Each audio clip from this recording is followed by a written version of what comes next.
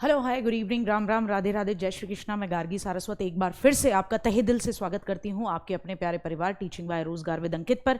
जिस तरीके की आपकी डिमांड थी कि मैं एक बार सभी इंपॉर्टेंट फुल फॉर्म्स को बता दूं, क्योंकि आज के एग्जाम में भी और इससे पहले भी डिपार्टमेंटल एग्जाम में फुल फॉर्म्स आई हैं। इन फुल फॉर्म्स को हम मैराथन के जरिए कर चुके थे, क्लासेस के जरिए कर चुके थे, लेकिन एग्जाम से पहले क्योंकि आपको शॉर्ट में एक वीडियो मिल जाए तो कहने ही क्या, तो आपके काम को आसान करने के लिए मैं इंपॉर्टेंट फुल फॉर्म्स लेके आई हूं और वो रेपोजिटरी फॉरम्स लेके आई हूं, वो भंडार जो फॉरम प्लेटफॉर्म्स हैं जहां से टीचर्स को एजुकेशन के लिए सरकार ने पहल की है, उनकी भी फुल फॉर्म और उनके बारे में भी डिस्कशन एक शॉर्ट वीडियो में हो जाएगा। तो आपके कल के एग्जाम में और आने वाले एग्जाम्स में आपके लिए बहुत ही फायदेमंद होगा। तो करते हैं शुरुआत। सबसे पहले बात करेंगे एनईपी 2020 की। इसके बारे में पता होना चाहिए, आधी से ज्यादा दुनिया इसे न्यू एजुकेशन पॉलिसी बोलती है और यहीं खेल हो जाता है। इसको बोलना क्या है, नेशनल एजुकेशन पॉलिसी। इस पे पहले भी हमारी बात हो चुकी है। नेशनल एजुकेशन पॉलिसी 21वीं सदी में आने वाली भारत की पहली एजुकेशनल पॉलिसी थी, एनईपी 2020। एनईपी यानी नेशनल एजुकेशन पॉलिसी, राष्ट्रीय शिक्षा नीति 2020। इसमें कहा गया कि भाई हम बच्चे का असेसमेंट जो अब तक करते आए हैं, हाफ ईयरली, ईयरली, ईसीसीई की बात बहुत पहले भी हो चुकी थी, लेकिन सीसीई की बात, कंटिन्यूअस एंड कॉम्प्रिहेंसिव इवैल्यूएशन की बात पहले भी हो रही थी, लेकिन इन्होंने कहा कि हम बच्चे का अब ओवरऑल 360 डिग्री पे उसको क्या करेंगे, चेक करेंगे, असेसमेंट करेंगे। तो एक इन्होंने अपना एक प्लेटफॉर्म निकाला, नाम क्या है जिसका, परख मूल्यांकन के लिए। क्या है, परख मूल्यांकन के लिए कि बच्चे का होलिस्टिक डेवलपमेंट, ओवरऑल डेवलपमेंट कैसे चेक करना है, उसके लिए एक परख नाम का अपना एक मूल्यांकन का स्टैंडर्ड सेट किया, जिसकी फुल फॉर्म है performance assessment review analysis of knowledge. यानी कि आपकी परफॉर्मेंस का असेसमेंट करना, उसको रिव्यू करना, आपकी नॉलेज का, बच्चे की नॉलेज का आप एनालाइज करोगे, विश्लेषण करोगे, ताकि बच्चे का समग्र डेवलपमेंट जो हुआ है, जो भी पूरा का पूरा उसका विकास हुआ है, उसको आप ढंग से असेस कर सको। ये परख ये लाया गया। ठीक है, टीचर्स के लिए बात की एनईपी 2020 ने ही कि 50 घंटे की टीचर्स की ट्रेनिंग होगी, कंटिन्यूअस प्रोफेशनल डेवलपमेंट, सीपीडी की बात करी। अब तक आप सीडीपी पढ़ते आते थे, अब बात करी है सीपीडी की, कंटिन्यूअस एंड प्रोफेशनल डेवलपमेंट, सतत व्यवसायिक विकास। क्योंकि टीचर का जॉब में लगने के बाद भी शैक्षिक नीतियां बदल रही हैं, पढ़ाने के तरीकों में भी बदलाव आना चाहिए, तो उन्हें ट्रेंड किया जाए, इसके लिए बात की। सीसीई की बात करी जा रही है, इसी के अंदर कंटिन्यूअस और कॉम्प्रिहेंसिव इवैल्यूएशन की। यही मैं एक बात बता दूं कि सीसीई एग्जाम में पूछे जाने के पूरे चांस है।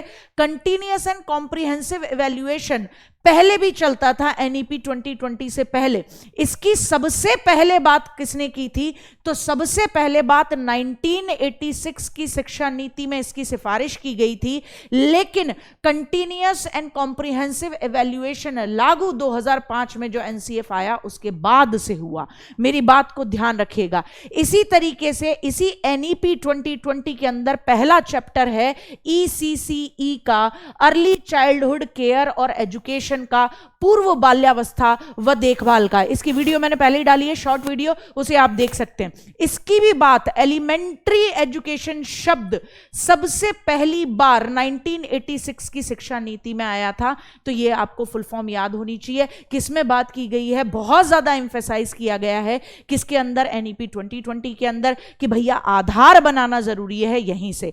इसी के अंदर सेकंड चैप्टर है एनईपी 2020 के अंदर एफएलएन का, यानी फाउंडेशनल लिटरेसी एंड न्यूमरेसी, बुनियादी साक्षरता और संख्यात्मक ज्ञान करवाना है। क्योंकि रिपोर्ट निकल के आई कि 5 करोड़ बच्चे भारत के अंदर भाई बुनियादी साक्षर नहीं है, नहीं उन्हें संख्यात्मक ज्ञान है।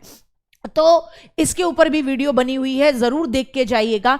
एफएलएन को अचीव करने का, कि हमारे देश के जो बुनियादी लेवल पे जो तीसरी क्लास तक के बच्चे हैं, कौन से तीसरी क्लास तक के बच्चे हैं, उनको संख्यात्मक ज्ञान होना चाहिए, उनको साक्षरता का ज्ञान होना चाहिए। जितना भी एम लक्ष्य गवर्नमेंट ने डिसाइड किया है कि भैया पहली क्लास का बच्चा अपनी पाठ्य पुस्तक में से कितने मिनट में कितने शब्द पढ़ पाता हो, धारा प्रवाह रूप से उसके ऊपर बात होती है। एफएलएन का एम है अचीव करने का गवर्नमेंट की नजरों में 2025 का। याद रखना, बताती चल रही हूं, इंपॉर्टेंट बातें हैं, पहले भी डिस्कशन में आई हैं लेकिन शॉर्ट में नजरों में रहनी चाहिए।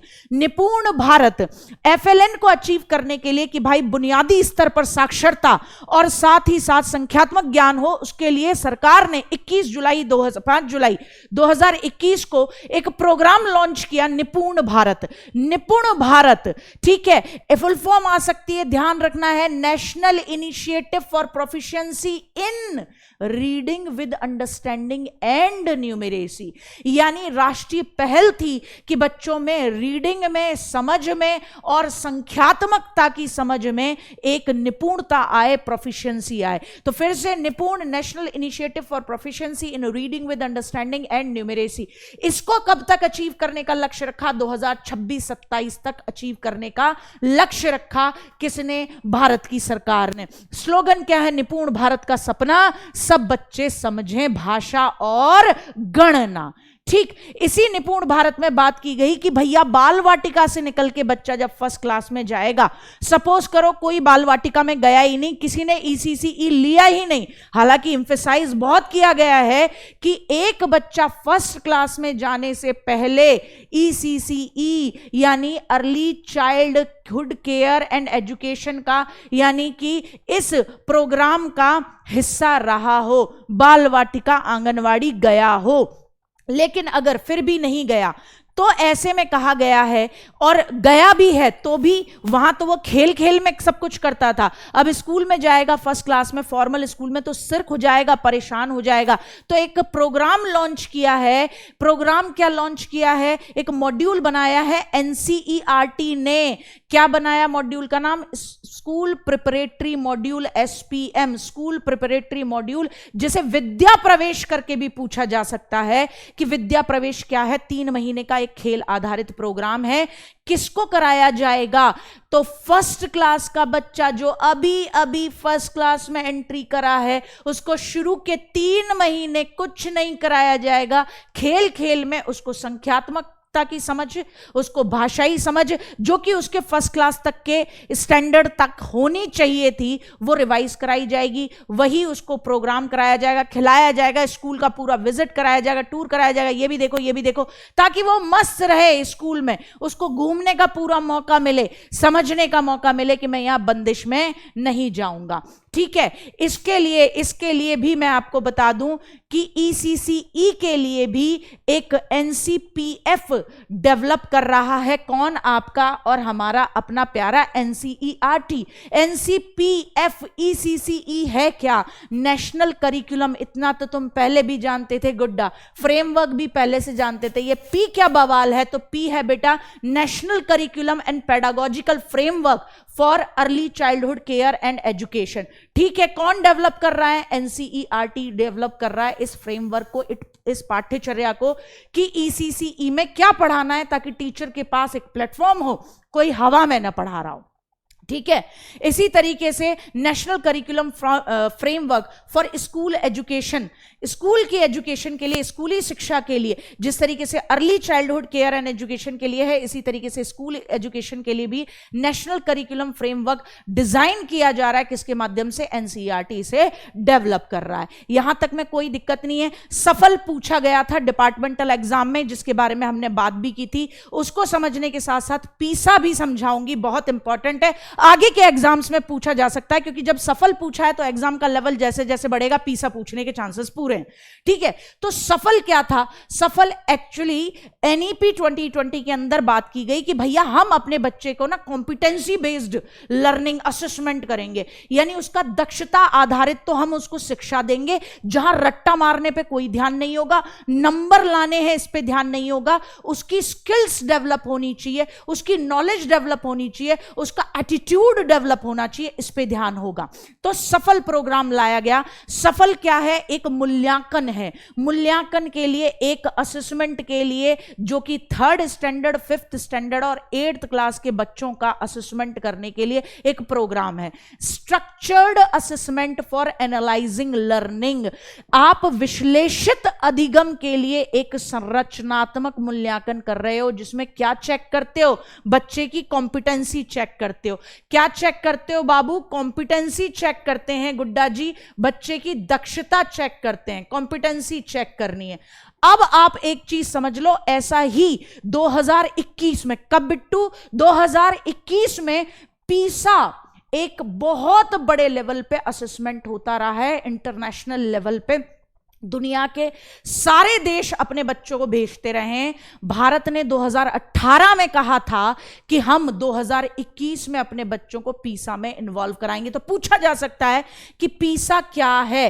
Programme for international student assessment, programme for international student assessment, यानी कि भारत के बच्चों की कॉम्पिटेंसी, ये भी दक्षता आधारित ही आपका मूल्यांकन है कि कितना दक्ष है। इस दक्षता का लेवल देख रहे हो, इंटरनेशनल लेवल पे हमारे बच्चे कंपीट करेंगे। कौन से स्टैंडर्ड तक की, कौन सी क्लास तक के, कौन सी एज के? तो अप टू 15 ईयर तक का बालक हमारा, इसके अंदर क्या रीडिंग, मैथमेटिक्स और साइंस, इन 3 बैकग्राउंड, इन 3 एस्पेक्ट्स में बच्चे का क्या किया जाएगा? असेसमेंट किया जाएगा। Programme for international student assessment की बात है, पीसा की बात है। और भारत ने कब इसके अंदर एंट्री मारी है? 2021 में मारी है, उससे पहले नहीं मारी। उससे पहले 2018 में कहा था कि 2021 वाले पीसा में हम पार्टिसिपेट करेंगे। आ रही है बात समझ में? अच्छे तरीके से 3 साल में एक बार होता है। पूछा जा सकता है पीसा क्या है, जिसमें भारत ने 2021 में भाग लिया। कॉम्पिटेंसी बेस्ड कौन सा एक असेसमेंट है जिसमें भारत के अप टू 15 ईयर तक के बालकों को, 15 ईयर तक का बच्चा बताना मुझे कितने साल का होगा, कौन से, सॉरी, किस स्टैंडर्ड में पढ़ता होगा, कि अप टू 15 ईयर तक के बालक को हम क्या करेंगे? इंटरनेशनल लेवल पे असेसमेंट के लिए उतारेंगे। बहुत बढ़िया बात है, अच्छा प्रोग्राम है। अब हम बात करेंगे कुछ शॉर्ट फुल फॉर्म्स की, जैसे, क्योंकि आपने अभी पढ़ा एनसीईआरटी डेवलप करेगा तो पता होना चाहिए, इस पे पहले भी बात कर चुके हैं। एनसीईआरटी क्या है? National council of educational research and training. National council of educational research and training 1 सितंबर 1961 में इस ऑर्गेनाइजेशन का क्या किया गया था? गठन किया गया था। एग्जाम में नूपा नीपा कुछ भी पूछ ले, बात एक ही है। नूपा पूछ ले, नीपा पूछ ले, कुल मिला के प्रशासन और प्रबंधन की बात करता है। जब नूपा आए, यू आए तो यूनिवर्सिटी कर देना, और आई आए, नीपा आए तो आप इंस्टीट्यूट कर देना।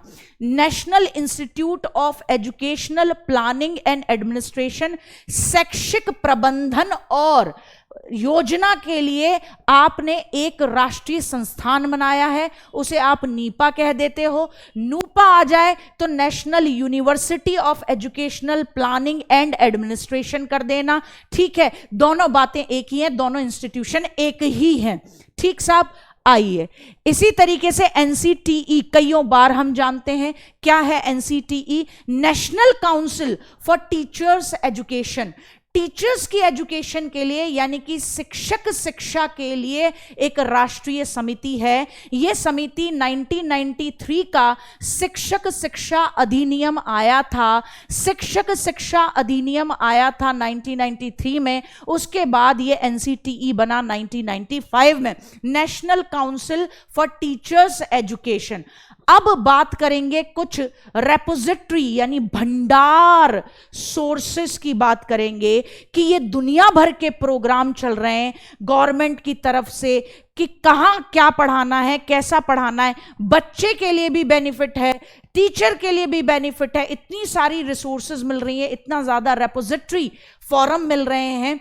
तो इन रेपोजिटरी फॉरम्स के नाम क्या हैं, जहां से टीचर्स भी अपने आप को, अपनी गुणवत्ता को बढ़ा सकता है, और बच्चों के लिए भी आपके प्लेटफॉर्म्स इस तरीके के बना दिए गए हैं जिनसे बच्चों को भी क्या मिलेगी, एक तरीके से ई बुक्स डाउनलोड कर सकते हैं, ई पीडीएफ्स डाउनलोड कर सकते हैं, सब कुछ इजीली बढ़िया तरीके से। पेरेंट्स को भी गाइड करने में बहुत मदद मिलती है, अपने बच्चों को सब कुछ मिल जाता है। तो बात करेंगे तो NROER, national repository of open educational resources, मुक्त शैक्षिक संसाधनों का राष्ट्रीय भंडार। NROER, नेशनल रेपोजिटरी, रेपोजिटरी का मतलब होता है भंडार, किसका? ऑफ ओपन एजुकेशनल रिसोर्सेस, मुक्त शैक्षिक संसाधनों का राष्ट्रीय भंडार, कि टीचर के लिए भी, बच्चे के लिए भी, पेरेंट्स को भी अपने बच्चे को पढ़ाना है, सब पढ़ा हुआ है। खूब आराम से PDF डाउनलोड करो, खूब आराम से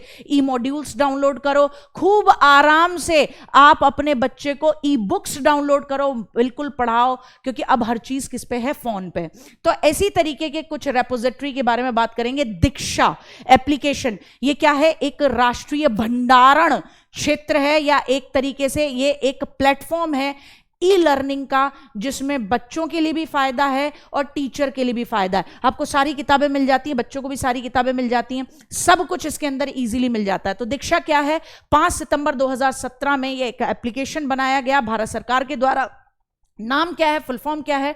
digital infrastructure for knowledge sharing, knowledge share करने का डिजिटल इंफ्रास्ट्रक्चर। टीचर्स को भी बेनिफिट हो रहा है आज इससे, टीचर्स इस पे ट्रेनिंग भी करते हैं, उस पे इजीली अपने ई मॉड्यूल्स भी देखते हैं, बहुत जबरदस्त चीज है। निष्ठा 2019 में लॉन्च किया। क्या है निष्ठा? National initiative for school heads and teachers holistic advancement. Sorry, कुल मिला के स्कूल के हेड और टीचर, यानी कि स्कूल के प्रमुख व शिक्षकों की ओवरऑल होलिस्टिक एडवांसमेंट, समग्र उन्नति के लिए राष्ट्रीय पहल है निष्ठा। 50 घंटे की ट्रेनिंग की बात करता है निष्ठा। यहां पर निष्ठा पर मॉड्यूल मिलते हैं टीचर ट्रेनिंग के, ठीक है? तो क्या है? National initiative for school heads and teachers holistic advancement, एक तरीके से टीचर ट्रेनिंग प्लेटफॉर्म है। स्वयं की बात कर लें, पहले भी की थी। स्वयं क्या है? स्टडी वेब, ये एक डिजिटल प्रोग्राम है, study web of active learning for young aspiring minds, यानी कि नवी क्लास से लेकर PG तक कर रहे हो तो भी आपको स्वयं पे बहुत कुछ चीजें मिल जाएंगी इजीली। स्वयं क्या है? Study web of active learning for young aspiring mind, ये एक डिजिटल प्रोग्राम है जिसे डेवलप किया, किसने किया? AICTE, all India council of technical education ने। यहीं पूछे जाने के एक और चांस है, SE शगुन क्या है? बहुत इंपॉर्टेंट, स्कूल एजुकेशन शगुन क्या है?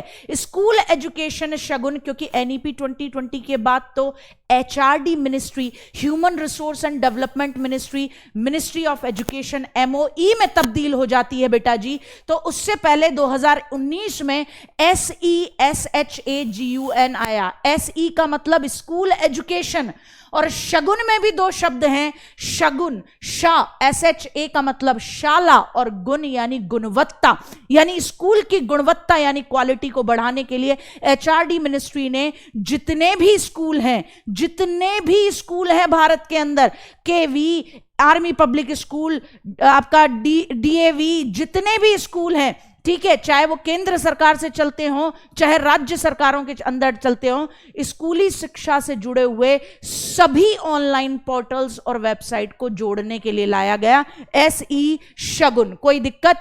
SE शगुन। तो मुझे उम्मीद है कि आपको बहुत जबरदस्त लगी होगी और बहुत फायदेमंद रहेगी ये वीडियो। प्लीज और प्लीज एक अच्छा सा रिवीजन करिएगा और 2 बातें नई जो बताई वो दिमाग में रखिएगा। तो मिलते हैं नेक्स्ट वीडियो में कल नए टॉपिक्स के साथ। Till the time, bye bye, love you, take care, अपना ध्यान रखेंगे। बेस्ट ऑफ लक बेटा जी।